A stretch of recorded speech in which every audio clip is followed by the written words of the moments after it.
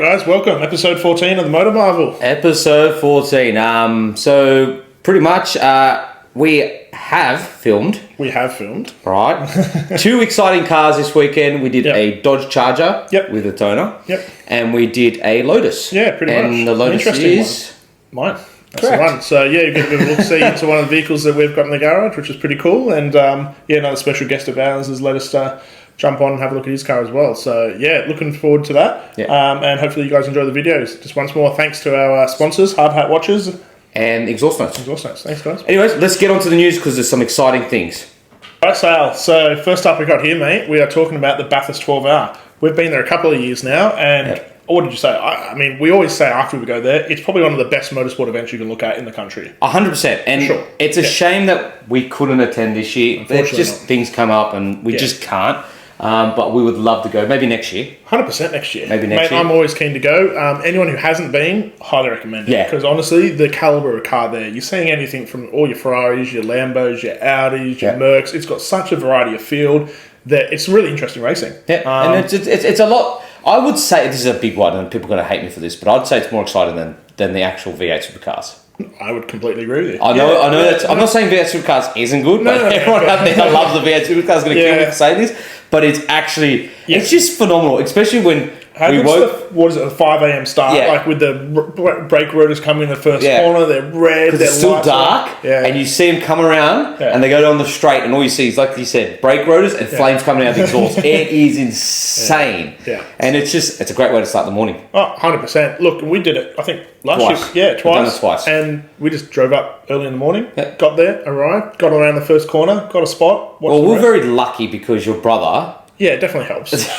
Races, so it was pretty, and that's what an experience. Yeah, like honestly, being in the pits and seeing the cars and everything, it is amazing. And they are some phenomenal cars out there. I know, right? Yeah. Like, and so, look, and the teams that run these, the teams are huge. The cars are amazing. The technology in these, it's just a great event. If you're into motorsport, anyone who's keen, obviously you would have missed it this year if you hadn't gone.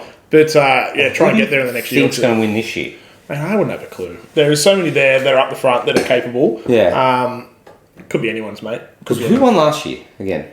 You tell me, mate. We went. I can't remember. It was the Beamers came second. That was nuts, actually. Yeah. The BMWs came, I think, second last year, didn't they, or third? Could have been. Don't mark me on that, but I know the Beamers were up there. I have a bad memory for this stuff. The Beamers were up there, and they placed, and they did phenomenally well. They usually do quite well. Which is insane when you think about it, when they're up against supercars. They're actually up against supercars. They're not up against sports cars. They're up against supercars. They did phenomenally well. Well, they are a GT3 car as well, right? Like, they're still a pretty spec'd out car. But they're still based off a production car. Yeah. They're not a... How much are they? All right. I think if you see it, it's pretty much a GT3 spec car. Yeah, it is. It's full on. It's not just a BMW, but still impressive. Well, can you get the lineup on this? Because I want to see the lineup for this year. We probably can, entry list. All right, here we go. Yeah, right. So we got McLarens, Mercedes. Yeah, Astons, your McLarens. So there we go, Ferrari 296 GT3. Now, funny about this, and I was saying this to Nick before, is I was at Chatswood the other day, and if you're not from Australia, that's down like in the Northern Beaches kind of area. And I was just driving, coming home from the gym, and I drove past 3 semis, white ones. Yeah. And they had the back doors open. And there were 4 GT3 Ferraris in it. Yeah, it would have been these. It would have been these. Look, there's a couple of them. I should have pulled over and taken photos and put it on Insta for everyone to see, but they were phenomenal. Yeah. There was 4 of them in there. There was 2 in one and 2 in the other. So 4 in total, but they looked insane. And Ferrari weren't there last year. Were they not? No, they weren't there last year. I was going to say, they've definitely been there. Ferrari wasn't there last year. Yeah. So I would like to see what Ferrari does this year. So, all right. Well, look, again, if you haven't been, make sure you do. Yeah. We'll probably touch a little bit on this because there was some more exciting news that came out of the Bathurst 12hr. So let's... and you got Rossi racing again. Yeah. So... I'd like to see that. We're going to watch it, so we'll see who wins. Yep. So obviously, you guys will find out and eventually put it on the next podcast. Yep. But it is a phenomenal event. Please make sure to attend if you can, because you'll love it. Yep. So speaking about Bathurst, some exciting things. Yeah, have a look at this. This has been released at Bathurst, which is insane. Genesis. Now, okay. give you a background before we'll talk about this. Genesis is the, would you say, Lexus of Hyundai? It's premium. So Toyota's got Lexus, Genesis now. Hyundai's got Genesis, right, which is the luxury version. Yep. What they are doing is they're going to enter the Australian market with a performance division to go up against BMW M, AMG, and the Audi RSs. Pretty cool, right? Which is pretty cool. Yep. And they've called it Magma. I think the name is pretty cool. You know what I think Magma? I think of Austin Powers. No. I think of the Mitsubishi Magna. The Magna. Yeah. I don't know if that's a really good. No, it's not. But anyway. The Magma is their performance division. Yeah. Now, they have 4 cars lined up. Yep. These are 2 of them.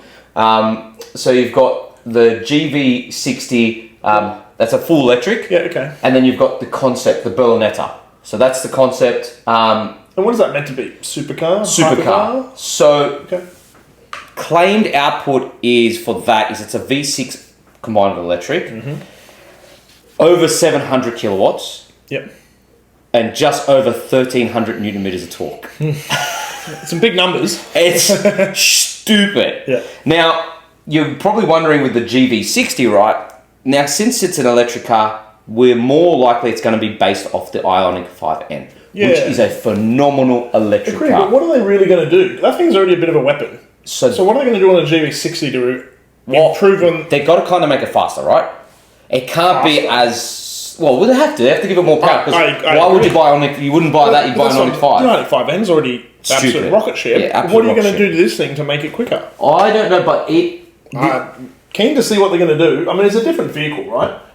Here they are. Look, I think this thing...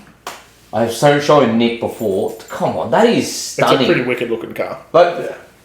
Again, I'm not the biggest fan of electric cars. We come to the conclusion they have a place in the market. 100% they do. But that is, I would say right now, I used to say the Ioniq 5N was my favourite. Would you own one of these? That there is the best looking electric car I've seen it so far. Would you buy one even with it being electric? Oh, no. Still not. If I have to buy an electric car, I'd buy that. Okay. I would buy that. Because that looks... Can you go away, pop-up? Is the... You know how we had the BMW designer go to Honda? Is he involved in this at all? Look, don't mark me, but you would expect if he's with Hyundai, he's going to be with Genesis. Yeah. Right, so... I'm interested to see where some of their design comes from, that's all. Look at that. Yeah. It looks wicked.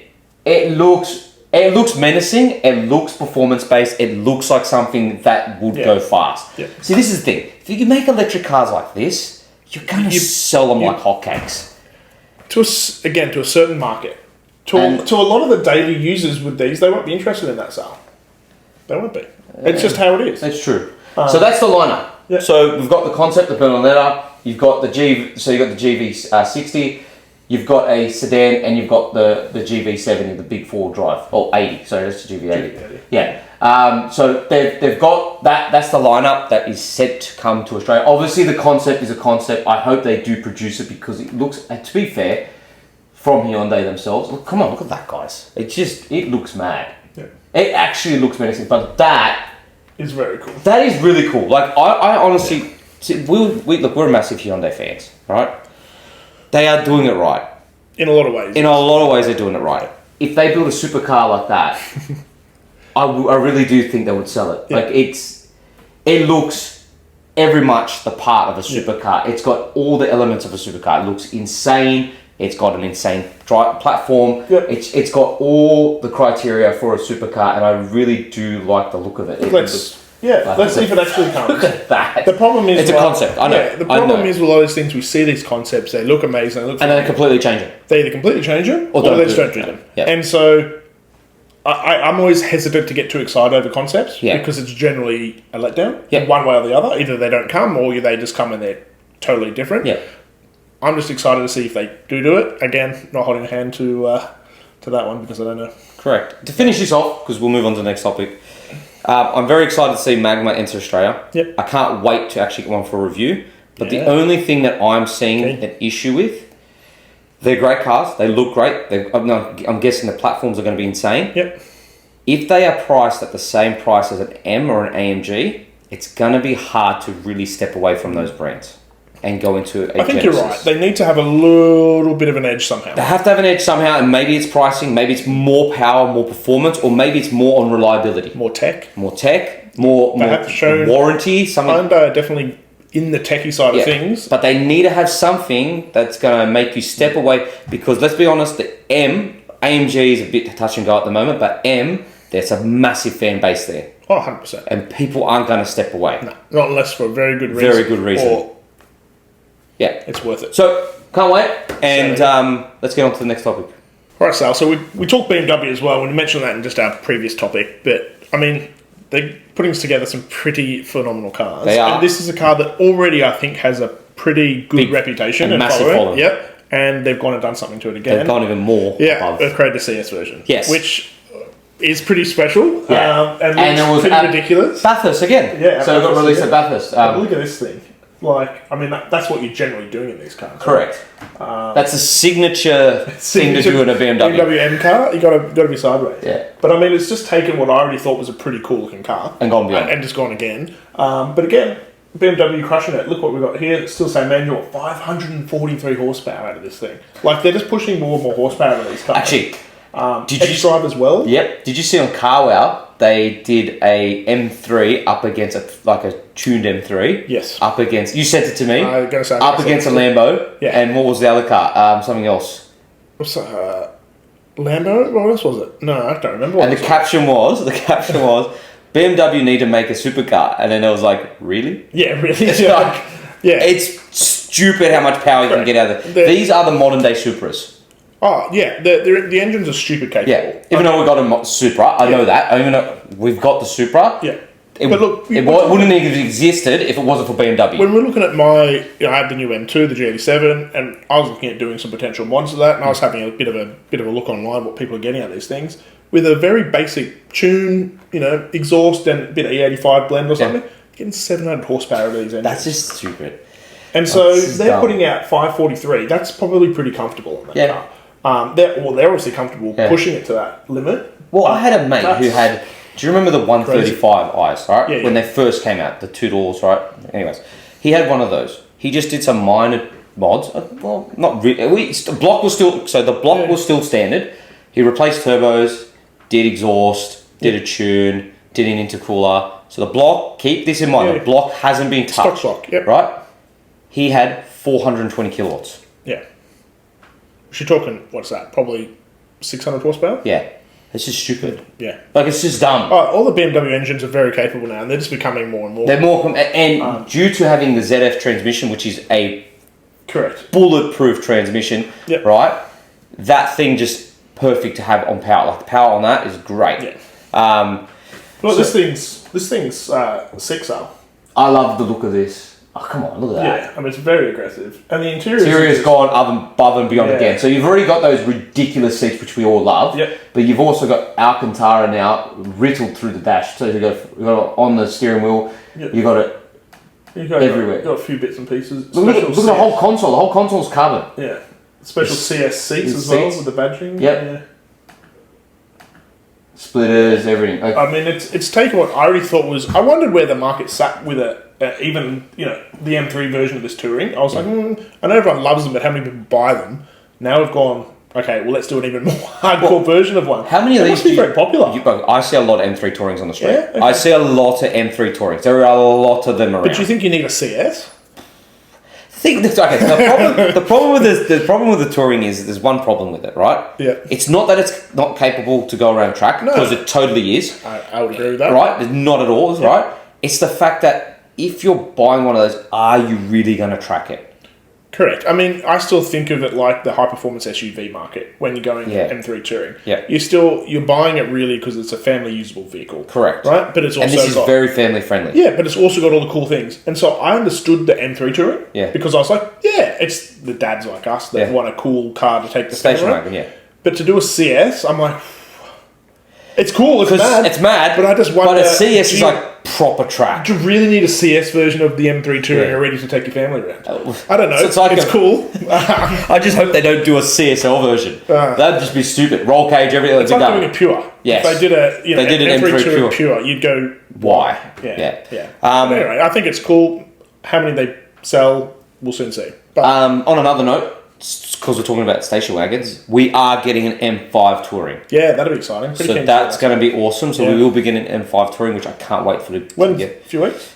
Oh, April-ish. April-ish. So we'll Yeah, get around so there. Keep an eye out for our reviews around that time, guys. So I'm pretty excited to get that. Next week, I'm getting the... No, it's actually this week, because this is coming out on Wednesday. Yep. So it's this week. Stay tuned, because I get the BMW M135i. So this latest cool. one. So stay tuned for that. So I saw this hat coming from a mile away. I remember you mentioned it. I mentioned yes, and I knew this was going to happen. And it's come true. Unfortunately, the next gen RS7 will lose the V8 in replacement for a V6 hybrid. Now, I can see Audi's doing this with a lot of their cars, which is an unfortunate... A lot of people are doing this with a lot of cars. Across a lot of... Again, cars, I don't think this is a smart move, because the V8 that the Audi produces, their V8, is a beautiful V8. I had the SQ7. Yeah. I love that engine. It is a phenomenal engine. What I don't understand is they've seen the trend in the market. They've seen what happened with AMG. I'm not saying their V6 is bad at all, right? But it's not their V8. But it's not their V8. And Why not just hybridize their V8? Like BMW has, like BMW with the new M5, Yep. it's still a V8. Yeah. They just hybridize it because they understand the big boys, like the big sedans, the big station They wagons, still want their big engine. they need to have a big engine, right? So they've gone, well, how do we keep it? We hybridize it, right? The BMW M3 and M4, straight six turbo, like that's what it's always been. Has been for a long time. Right? It was a V8 for a period of time, Yep. but they went back to a straight six because originally it was a straight six. Fine. Fair. RS4, we all know, has gone back to a V6, right? Because it was a period of time where the RS4 went to a V8, Yep. and then they went back to a V6, which is fine because the RS4 has been number engines in the past. Yep. It hasn't just been Yeah, V8s, it's been a bit right? of it, yeah. But the RS7, the RS6, predominantly has been big engines, especially when it had the freaking Lamborghini V10 twin turbo. What are you differentiating now between like an RS5 Correct. to a 7? Well, yeah, exactly. So if you now get into an RS7, it's got the same engine as an RS4. Why are you paying more? Yeah, what are we actually getting? You get a bigger car? Slightly bigger car. Oh wow! Yeah. Like so, it is a shame. And look, I'm not going to say the engine's going to be back. So it'll probably still be a very good I'm sure engine, it'll be fine. but it's not going to have the signature note, Yeah. and it's just not going to be as emotional. I feel like Audi, when you think of it, what are the engines you think about? The V8 Yep. and the 5-cylinder. Correct. You don't really think of anything else. You don't. You don't. It's No. just that's Audi, and those are usually the two engines. The two engines you think about. Yeah. So So sad, but we'll Yeah. keep you posted if we do get an opportunity to take one, Yeah. which we probably will. yeah, But yeah, saw it coming, and it is what it is. unfortunate. All right, Sal. So you're the Ferrari man here. Can you give me a bit of insight as to what's going on here? Because this seems a little silly. It doesn't make any sense. I'm with you. It doesn't. So this is a report. Yeah. So who knows if it's a definite, but it has been, in all over the Look, internet. it's been speculation probably for a little while now. Yes. People have been talking about it, but we thought when they brought out the new one, the F80, The F80. that we thought that was going to be. Well, that makes sense because the lineup. Let's just talk about the lineup. So Yeah. we know it. So we got the F40, Yep. the original stunning supercar. They changed the supercar era for Of which a few of them have. being crashed, because Yep. of. Anyway, keep going. Anyways, gone. Then you had the F50. Yep. Then you had the Enzo, which is technically an F60. Yep. Right? Codename F60. Yep. Then you had the LaFerrari, codename again F70. Yep. And now you got the F80. Yeah. So why? Why would you bring back the F40? I don't see a point. Unless this is a speculation. People kind of. And if they do bring it back and they put a smaller engine in it, what the hell are you doing? Look, I mean, I think the F8. I don't see why you would when you've just released the F80, Yeah. which to me has likenesses of the F40. So why? They say it could be based on the SF90 platform, right? With a twin turbo V8 with electric motors. But why? Like, Yeah. it doesn't make sense. Doesn't make when no sense. the Ferrari, the top tier Ferraris, which is the top, we're the F series, like the F40s, like what we were saying, they're the top. You're bringing back. Well, it makes no sense. has Ferrari ever brought back a model? No, there was talks of the Dino back in the day. Did they? No. So, from what I understand of Ferrari's lineups, Yeah. exactly what you said. They're going through a progression of 40, 50. Why? They've never rebirthed the old car and created new. And it's really stupid to rebirth a car that was Practically perfect. Like that, back in the day with such heritage and... It was practically perfect. Like, I personally think that is the perfect car in terms of being strictly what it was. I might bite my words back in a few months' time, but I call complete bullshit. It might be. It might just be speculations because you wouldn't rebirth that. It's like the messiah of supercars. They said industry insiders suggest. Look, let's wait and find out. Yeah. I have my doubts for sure. But I think it's stupid. Agreed. LFA. So Yes. we've again talked about it a few times. If they're going to bring something new, here's something called the Lexus Electrified Sport, which they're considering is going to be the next gen LFA. Courteous of Top Gear, the Philippines. Yeah. Interested to... But, I mean, this looks like a real car and a real place. So, it is a Toyota. Could it be the next LFA successor? I don't know. Because if it's fully electric, we've seen testing on tracks, and we've spoken about this on the podcast, which it sounds like it's got a V8 hybrid, right? Turbo hybrid. This seems to be fully electric. This is fully electric. It could be. It could be the basis of design for the LFA. Maybe it's got. They're going to have a couple of different models. What if you have an LFA, a fully electric version, or a hybridized version? Could be. Yeah, it could be, but I don't know. It looks cool. It does. It looks cool. It doesn't look. The design is interesting and sporty and cool. I don't mind the design. Like to see some more photos. Have you noticed, something just quickly with all these latest supercars? They're very long. Very long and very low. Yes. Have you noticed that? You got the Aston, right? You've got this. You did the previous, what we just said, the Berlinetta from Genesis. They're very long, very low. They got this huge nose. Like all of these new modern supercars that we're seeing. That's the kind of design style they're going for, isn't it? Is a massive face. And then just short back end. All of them look like a Batmobile.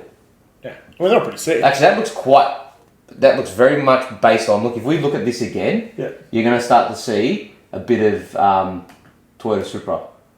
Ready? Look, ready? Watch. Everyone watch. If you're on Spotify, sorry, you can't see this. But ready? Wait for this. Wait for the side profile.